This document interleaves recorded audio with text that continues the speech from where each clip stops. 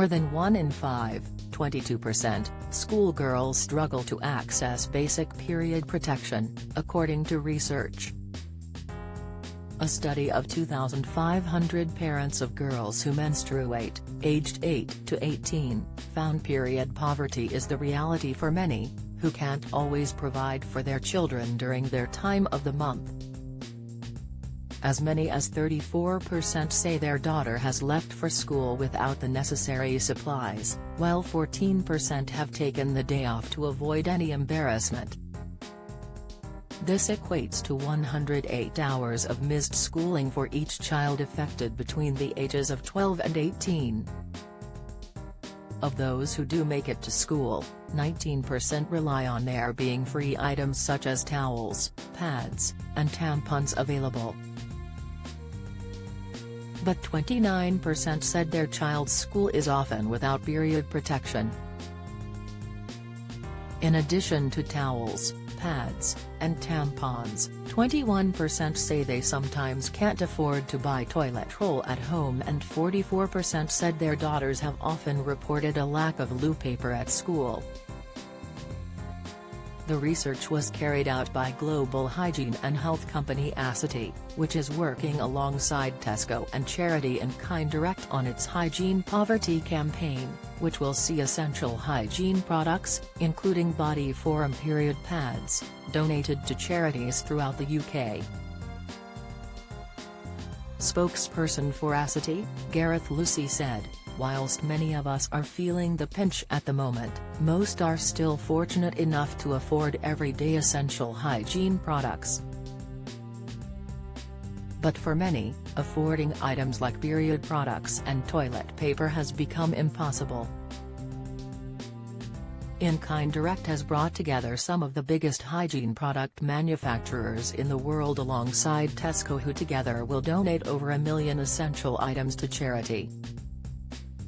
Roseanne Gray, CEO in Kind Direct, said, "We hear heartbreaking stories from our charitable network on a weekly basis about families using rolled-up socks as period pads, as they can't afford to buy these items as budgets are so stretched. That's why we're working with our long-standing partner Essity to help get essential period products into the hands of people who need them." The study found 26% of schoolgirls have had to improvise and use alternative to period protection, such as toilet paper, 84%, kitchen rolls, 24%, and washing more regularly, 21%. Others have had to use napkins, 20%, change their clothes, 19%, or double up underwear, 18%.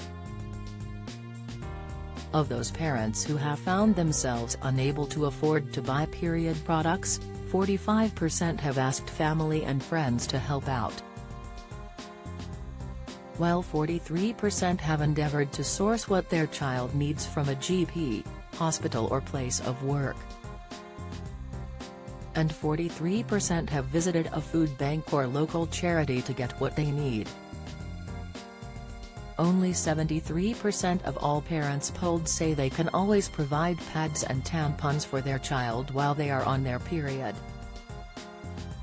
Across the nation, those living in Birmingham, Liverpool, London and Manchester fare the worst when it comes to accessing protection, with 25% respectively having struggled. While children in Leeds, 23%, Sheffield, 21%, and Leicester, 16%, have also experienced period poverty at some point. And although many families are privileged enough to afford the basics, even those who can afford monthly protection know of others who can't, 23%. Of those aware of their child's friends struggling, 87% gave the child tampons or pads because they couldn't afford them,